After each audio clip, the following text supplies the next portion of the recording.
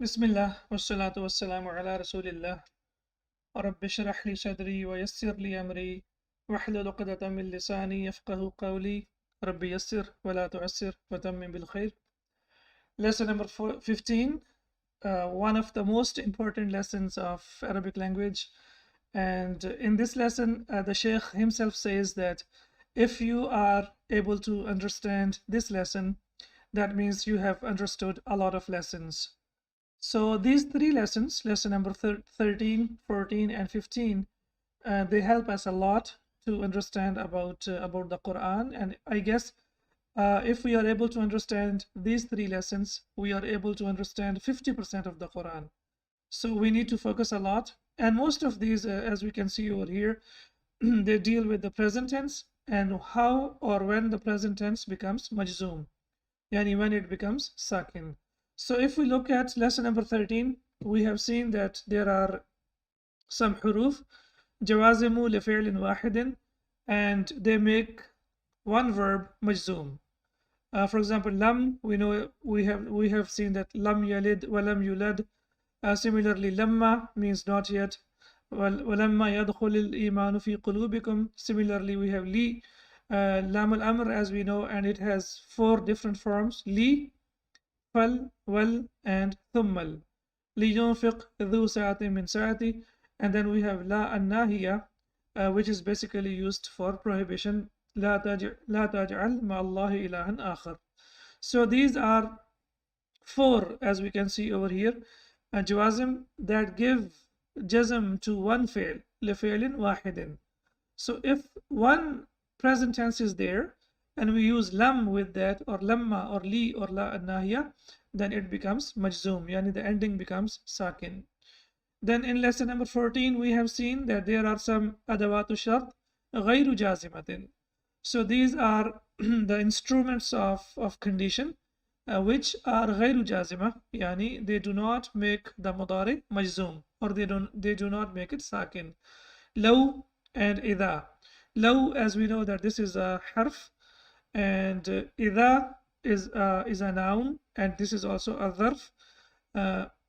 وَإِذَا سَأَلَكَ عِبَادِي عَنِّي فَإِنِّي قَرِيبٌ. So we have discussed in detail in lesson number 14 about the use of idha, whereas law we discussed about it in lesson number 13. In this lesson, lesson number 15, we will discuss about adawatu shart al-jazimatu li fi'layn. So these are the instruments of condition which make two verbs majzoom. So look at the beauty of these adawatu shart, that they make two present tense or two mudari or two verbs majzoom. They make them majzoom. What are those? In, aina, anna, ayyana, and ayyu.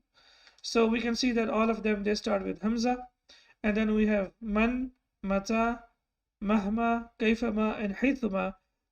These three start with mim, whereas this starts with kaf and this starts with ha. So these are the adawatu shart, instruments of condition, which give jazm to two verbs. We have seen in the previous lesson adawatu shart, instruments of condition. So the first one, as we have discussed, is غير جازم. غير جازم, what does that mean? Neither of the two verbs, فعل الشرط or جواب الشرط, is made majzoom. Example: إذا تتلى عليه آياتنا قال أساطير الأولين. So we can see here that tutla is not majzoom, it is the regular verb, and similarly qala is also regular, there is no change. So nothing has been dropped from tutla and qala. So tutla is fi'l shart and qala is jawab shart. So as we can see over here, that this is غير جازم. Then we have discussed the example إذا جاء رمضان فتحت أبواب الجنة. Again we can see that إذا is غير جازم, so the verbs will not be majzoom. So جاء is not majzoom, and similarly فتحت is not majzoom. They are regular verbs. There is no change made into these verbs. Then we have adawatu shart al-jazima. Number 2. What they do, they make the mudari majzoom. They make it sakin. So both the verbs fi'l shart and jawab shart are made majzoom. So this is the beauty of these adawat shart. What are those? In means if. It's very common. It's used a lot in the Quran. So we can see over here, in tadhhab, adhab. So it was basically tadhhabu, and this one was adhabu. And we know that because of in, tadhhab is majzoom and adhab is majzoom. So we can see over here that in has the capacity to make two verbs majzoom. If you go, I will go. And let's not forget that these are conditional huruf or adawat, yani they are used for the conditional sentences. Similarly, we have ayu means whichever, man means whoever, aina or ainama means wherever, ma means whatever, mahma means whatever, and mata means whenever. Now you might be thinking that the meaning of man is who, right? Man means who. Ayu means which, ma means what, and aina means when or where basically. Mata means when, and mahma basically mahma is used as whatever. So why man means whoever? It will be translated as whoever when we use it in a conditional sentence. So whenever we use it for condition, may it be man or ma or aina or mata, they will always give the meaning of ever. So it will be whoever or whichever or whatever or wherever or whenever and whatever. Mahama is used always by itself, so that's why it is always translated as whatever. Whereas we know that mata means when, ma means what, and man means who, and ayu means which, and aina means where. But when we use them in a conditional sentence, then they give the meaning of whoever, whichever, whatever, wherever, whenever, and whatever. So similarly, we have another example. So here we have in, and here we have the example of ma. Ma tashrab, ashrab. Whatever you drink, I will drink. So you can see over here it is translated as whatever and not what. Why? Because it is a conditional sentence. So ma tashrab, ashrab, it was basically tashrabu and ashrabu, and they have become majzoom because of adawatu shart or adatu shart, which is ma, and it has the capacity to make two verbs majzoom. So ma tashrab ashrab, whatever you drink, I will drink. Now we have more examples, as we can see over here. Tajzimu fi'lain, so jazim, so these we have discussed about mata, as we can see over here. Mata tusafir, usafir. So whenever you travel, I will travel. So we can see here that tusafir is majzoom and usafir is majzoom. Similarly, aina taskun, askun. Wherever you stay, I will stay there. Aina taskun, askun. Both of them are majzoom. As we can see here, the ending is sakin. Mahma taqul, nusaddiqka. Nusaddiqka. Whatever you say, we will believe you. So now we can see here that mahma has made, it was basically taqulu. Taqulu has changed into taqul, and it was nusaddiquka, and qu, dhamma has been dropped. It has become majzoom, so it has become nusaddiqka. Whatever you say, we believe you. Similarly, a beautiful verse from the Quran, in tansurullaha yansurkum wa yuthabbit aqdamakum. So it was basically tansuruna, and because of in, the noon has been dropped. So in tansurullaha, and this one it was yansuru, and dhamma has been dropped because of in yansurkum wa yuthabbit aqdamakum. Similarly, from Surah Zilzalah, فَمَن يَعْمَلْ مِثْقَالَ ذَرَّةٍ خَيْرًا يَرَهُ. So we can see here because of man, ya'malu has become ya'mal, and here it was yara. We know that alif maqsura has been dropped, and because we know that when it is majzoom, then alif maqsura gets dropped, so it become yarahu. So it was basically yarahu, but it has been dropped because of man. وَمَا تَفْعَلُوا مِنْ خَيْرٍ يَعْلَمْهُ اللَّهُ. وَمَا تَفْعَلُوا مِنْ خَيْرٍ. So as we can see over here, it was basically تَفْعَلُونَ. So again, noon has been dropped because of ma, because we know that ma is used for adatu shart. It's used for condition. يَعْلَمْهُ اللَّهُ. It was basically يَعْلَمُهُ اللَّهُ. يَعْلَمُ, and the meme has become sakin. Why? Because of ma, So ma has basically made two verbs majzoom. تفعل and يعلم, both of them are majzoom. أي معجم نجده في المكتبة نشتريه.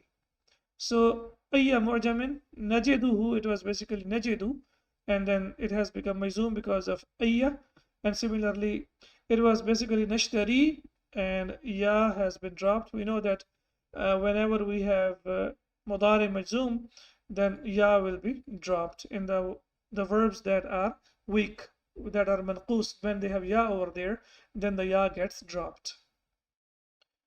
So these are some of the examples. I hope these examples are clear. I hope everything is fine. Do you have any questions or anything that you would like to ask? I hope everything is clear. Yes, sister. Okay, alhamdulillah. Yeah. Now we will see دخول الفاء على جواب الشرط. جواب الشرط should be preceded with fa if it, يعني جواب الشرط, meets one of the following conditions. We have discussed some conditions earlier. Do you remember those conditions? When do we add fa to جواب الشرط? It is added to جملة اسمية. وإذا سألك عبادي عني فإني قريب. فإني قريب. Okay. It is added to جملة اسمية and it is added to جملة طلبية. When we have istifham or when we have amr and when we have nahi. So in these four conditions, basically two and altogether four conditions, fa is added to jawab al-shart. Now we will see there are few more conditions where we have to add fa to jawab al-shart. So this part is clear. We have discussed about this in lesson number 14. So jumlatun ismiyatun, when it is jawab al-shart, we will add fa. And similarly, jumlatun talabiyatun, whenever we have amrun, wa nahyun, wa istifhamun, and then we have to add fa to jawab al-shart. Addition. What's the addition? We add jawab al-shart to fi'lun jamidun. What is the meaning of fi'lun jamidun? We can see over here. It basically means fi'lun jamidun is a verb having only one form. For example, laysa, asa, and these have no amrun aw mudari'un. So we call them jamid because they are solid and because they do not change and they do not have mudari and they do not have the present tense. So that's why, or amrun aw mudari'un. So asa and laysa, we have discussed about these in detail, and there are a few more as well. So whenever they happen to be jawab al-shart, then we have to add fa to jawab al-shart. For example, here, man ghashana falaysa minna. Whoever deceives us is not one of us. Hadith. So we can see over here, man ghashana. So man, we know that this is adatu shart. Ghashana is fi'l shart and laysa is jawab shart, and fa has been added to that. Why? Because this is fi'lun jamidun. Whereas talabiyya we have discussed in the previous lesson. إذا رأيت حامدا فاسأله عن موعد السفر. So we know that اسأله because this is a command, or this is we are asking him to ask about him. So this is amr. That's why fa has been added to that. And similarly, we have discussed about nahyun as well, and we discussed in the previous lesson. So we discussed in this lesson. So jumlatun ismiyatun, previous lesson, wa talabiyatun, previous lesson. So in this lesson, we have seen that failun jamidun, when it happens to jawab shart, it will always take fa with that. Similarly, qad, whenever it happens to be jawab shart, it will take fa to that. وَمَن يُطِعِ اللَّهَ وَرَسُولَهُ فَقَدْ فَازَ فَوْزًا عَظِيمًا. فقد. Why it is fa? Because qad happens to be jawab shart. Man is adatu shart. It was yuti'u, but because of man, it has become majzoom. Ya has been dropped, and it is may wa may yuti illaha wa rasulahu. So faqad faza fawzan azima. So qad will take fa when it is jawab shart. Sa wa sawfa. Both of them, sa wa sawfa. We know these are huruf al-istiqbal. They are used for the future. So whenever we use them as jawab shart, then fa will be added to them. In tusafir, fa usafiru.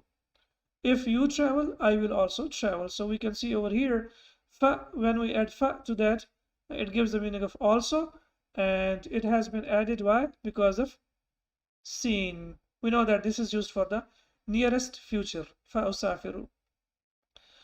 Similarly, if you say in tusafir, فسوف أسافر, فسوف أسافر will be the same. So we can use sa for the nearest future, and saufa is little bit distant future. Distant future. Also, when lan happens to be jawab shart, then also fa will be added to that. من لبس الحرير في الدنيا فلن يلبسه في الآخرة. Hadith again. So we can see here that when lan is jawab shart, then fa will be added to that. ما النافية. مهما تكون الظروف فما أكذب. Whatever the circumstances be, I do not lie. So mahma, we know that this is adat shart. It was basically takunu, and it has become majzoom, so it has become takun. الظروف, the circumstances. فما أكذب, I do not lie. So this is ma an-nafiya. So we need to remember that fi'l jamid, قد وسوف ولن والما النافية, and similarly كأنما is also used when it is used as jawab shart, then also it is going to accept fa to that. And I think we have an example in the lesson over there. Yeah, so we have over here one very important note over here that we need to see. When jawab shart is preceded by fa, so when jawab shart has fa, its verb will not be majzoom. Very important. The verb will not be majzoom even if adatu shart is jazimun. Let's look at the examples, so inshallah it will be clear. In tusafir, fasta usafiru. So now we can see over here, we know that this is adatu shart tajzimu fi'lain, but we can see over here tusafir is majzoom, but sa usafir is not majzoom. Why is it not majzoom? Because fa is connected to jawab shart. Yes, fa is connected to jawab shart. So whenever fa is connected to jawab shart, then mudare will not be majzoom. It is not majzoom. What we are going to say, we will say that in this case, the whole jawab shart is said to be fi mahalli jazmin. Fi mahalli jazmin. Yani it is in the place of the jazm, but it has not been made majzoom in reality. And if we don't have fa connected to jawab shart, then it will be majzoom. For example, in tusafir, usafir. So now we can see over here, tusafir is majzoom, and similarly usafir is majzoom. Both of them are majzoom. Why they are majzoom? Because of in. And why we have harf jazm or alamatu jazm over here? Because we don't have sa before that. If we have sa before that, as we can see over here, then we will add fa, and then it will not be majzoom. Otherwise, it is going to be majzoom. So this is a very important note. I hope it's clear. We need to write down these small details, because these small details are very, very important. Then we move on to the point number 2. We have learned about kam, means how many in book number 1. For example, we say kam kitaban indaka. What are the conditions of kam when we have a noun after that? There are 3 conditions. Do you remember those 3 conditions after kam? Number 1, noun is mansub. Number 2, Mansub singular. and It is singular and it is nakira. After kam, the noun is mansub, it is singular and it is nakira.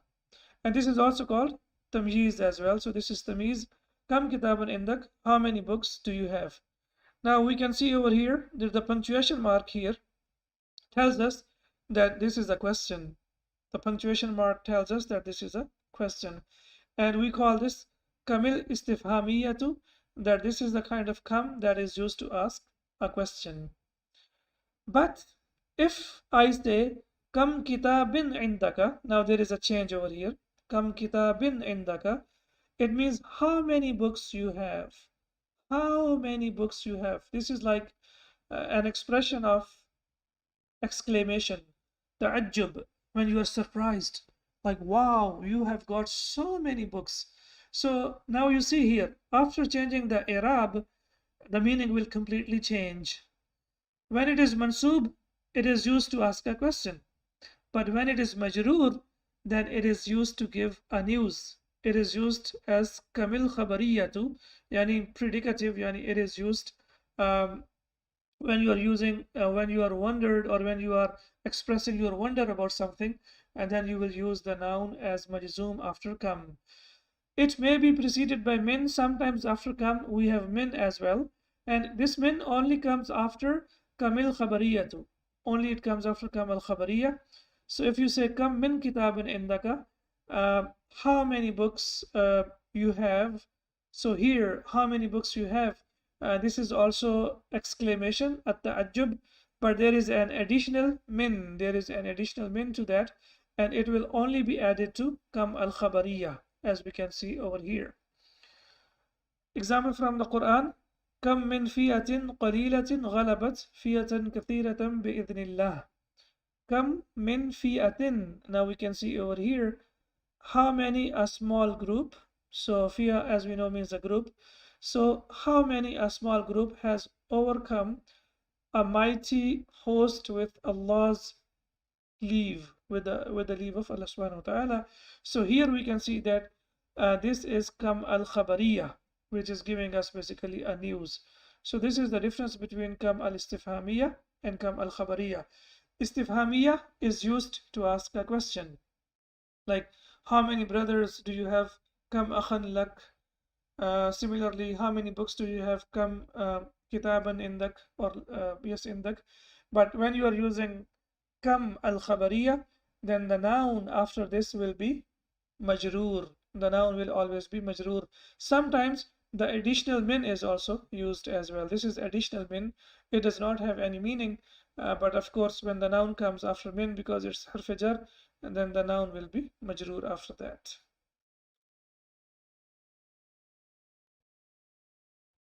Hatta has two meanings. We will just go through the examples quickly. It means till. For example, من جاء متأخرا فلا يدخل حتى يستأذن. Whoever comes late should not enter till he seeks permission. So here, حتى means till or until. It means till or until. Similarly, انتظر حتى ألبس. Wait till I get dressed. And number two, it gives the meaning of so that. So that. دخلت حتى لا أشغلك. I entered without seeking your permission, so that I do not, or I might not distract you. So here it means so that. So either it can mean till or until, or it can mean so that. So these are the meanings that we need to remember. Two different uses of حتى. أدرس اللغة العربية حتى أفهم القرآن. I am studying Arabic so that I can understand the Quran. So we can see over here that hatta, here it is translated as so that. So from the context we will see that whether it means until or it means so that. One more thing you need to notice over here, that after hatta the mudari is mansub. It is mansub. Why it is mansub? Because the grammarians say that it has hidden an into that. So because of that an, basically it is mansub. Hatta an. But we don't speak an, as we can see over here. So after hatta there is a hidden an. Because of that, mudari will be mansub. So please remember, whenever we use hatta with the present tense, with mudari, then mudari will always be mansub. Always mansub. Then we have ha'a is a verb noun. It is a verb noun. We have seen some other verb nouns before. For example, we have learned about amin, and similarly some other we have like hayhata. We have learned some of them already. And now we can see over here that ha'a is a verb noun meaning take. Yani it means khud. It means what? It means khud. So it is a verb noun. We know that whenever we use a verb noun, it functions as there is a hidden doer inside it. So because it is an order, it is a command. Every command has a hidden doer inside it. There is always a verb and there is always a fa'il. So that's why the noun after this will always be mansub. Please remember that, because this is basically fi'l al-amr. So after fi'l al-amr, we know that the noun is always mansub. So it depends, like according to the person, we will use ha'a.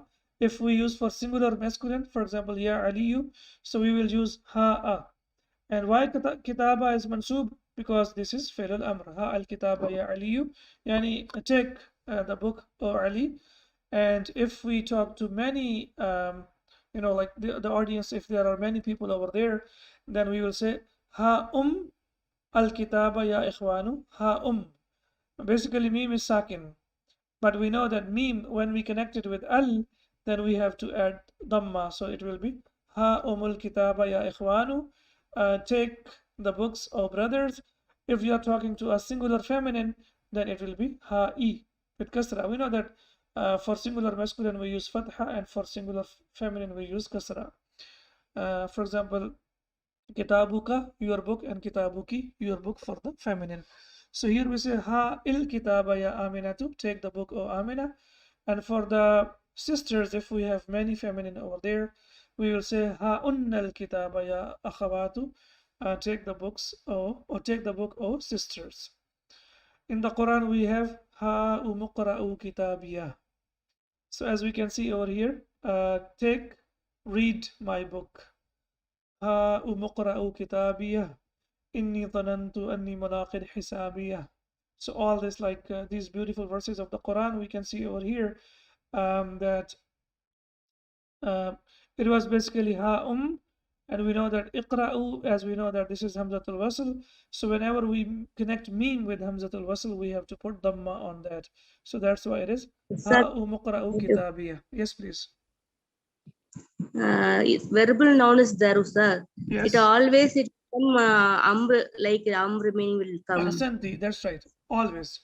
Very good question. It is always used as fi'l al-amr. And the beauty is that it is a noun, but it is used as a verb. So that's why we call it verb noun. It's a noun, but it has the function of the verb, and that's why it is called verb noun. And whenever we use it, it is used as an amr. So that means there is always a doer inside it. If there is a single person, then it will be yani anta. If it is feminine, it will be anti. It is for the masculine, for plural, it will be antum, and for the feminine, it will be antunna. So basically, it is ha'a, yani ha anta ha'a al-kitaba ya aliyu. Anta, it will be anti, and here it is antum, and here it is antunna. All of them are hidden inside. Okay, now I have a question. Why it is ha-u or ha-um? Why not ha-unna? I hope you remember this usloob now. That is plural, ya Ustaz. Okay, but plural, for example, why don't we use ha-unna then?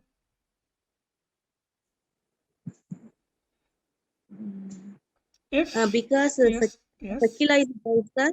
sorry. No, sakila. No. When we have a mixed, when you are talking to the audience is mixed gender, when the audience is masculine and feminine, then according to the Arabic language, only just for the sake of the language, then the verb or the noun that is used for the masculine. Always it is used for the masculine. Even if we have 99 women and 1 man, we will say antum. Antum. So this is a very important usloob, and we have discussed about this many times.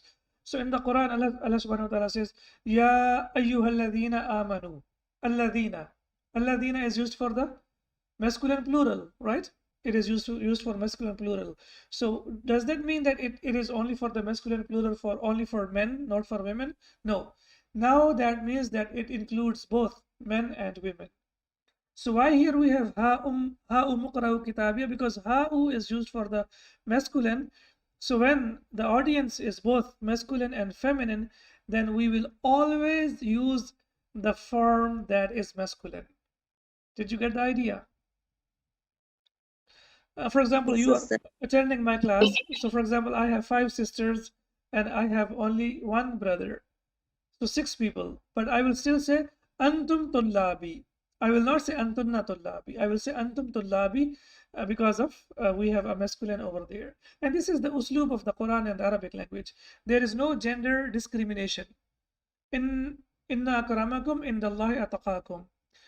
In the sight of Allah subhanahu wa ta'ala, the best people are those who have taqwa. It's not the gender. But this is the usloob of the Arabic language, that whenever we have this kind of expression, then only the masculine noun or verb will be used. So whenever you are using Ya ayyuhalladhina amanu, that doesn't mean that it is only for the men and not for the women.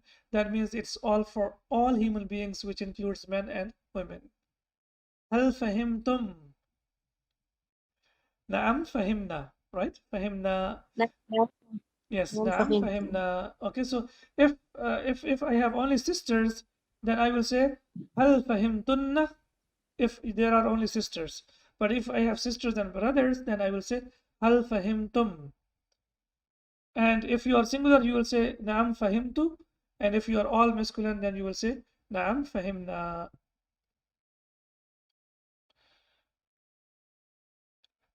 Ismu tasghir, diminutive. You know that we have learned about the noun.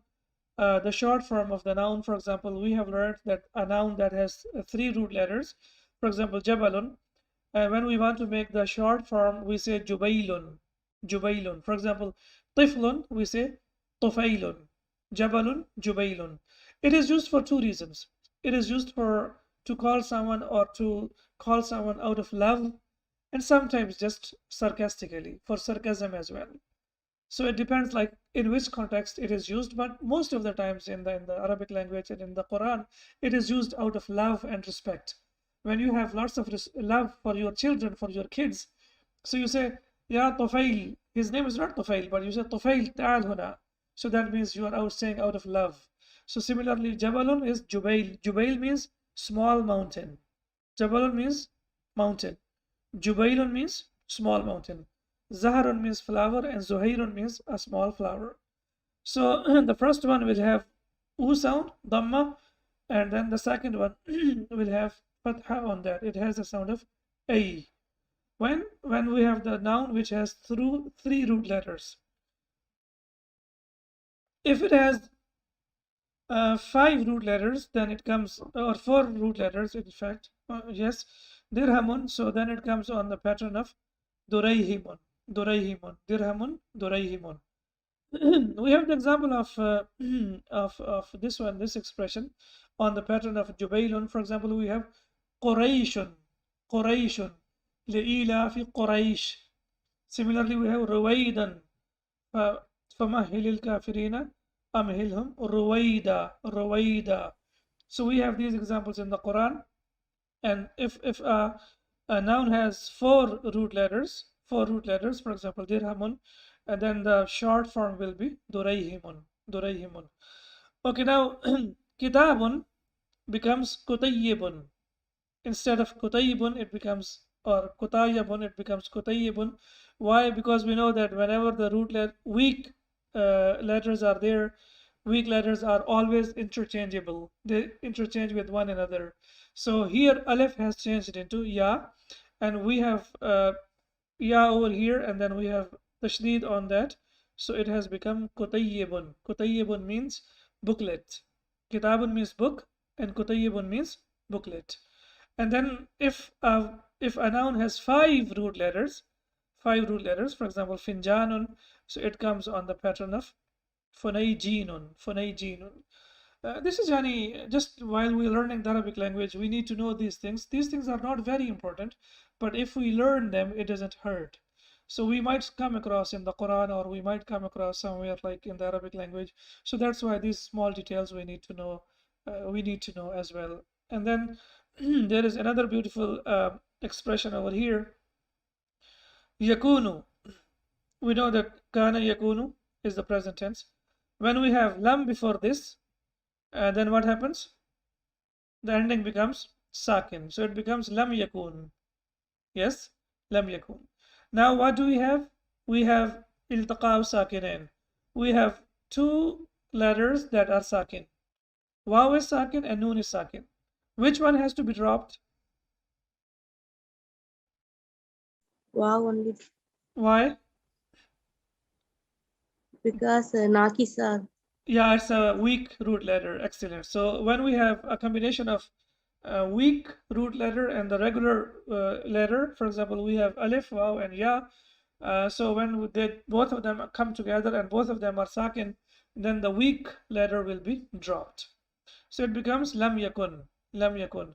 Now this is a beautiful expression or uslub of the Quran that sometimes even the noon gets dropped. So when the noon gets dropped, what is left after that? It is lam yaku, lam yaku. It is used in 18 verses of the Quran. We have some examples over here. So yakunu becomes yakun, takunu becomes takun, akunu becomes akun, and nakunu becomes nakun. So we can see over here. So it becomes yakun, takun, akun, and nakun. So from that, after further, like change or when we make it takhfif or the short form, then what happens? It becomes yaku, taku, aku, and naku. We have examples from the Quran.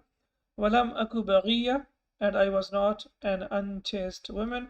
وَقَدْ خَلَقْتُكَ مِنْ قَبْلُ وَلَمْ تَكُ شَيْئًا. So we can see here, it was akun, it has become aku. It was takun, it has become taku. And قَالُوا لَمْ نَكُ مِنَ الْمُصَلِّينَ. Basically, this one was nakun, and nakun has become naku. So these are very important small details, and these expressions we have in the Quran. And inshallah, when we are learning the Quran, reciting the Quran, they will always help us. So then we have, so I hope this expression is clear now. And the next one we can see, the next one, the last one over here, we can see over here is Layla Nahara. Layla Nahara. So when we say Layla Nahara, we can see over here that this one is basically a combination of two nouns. It's a combination of two nouns.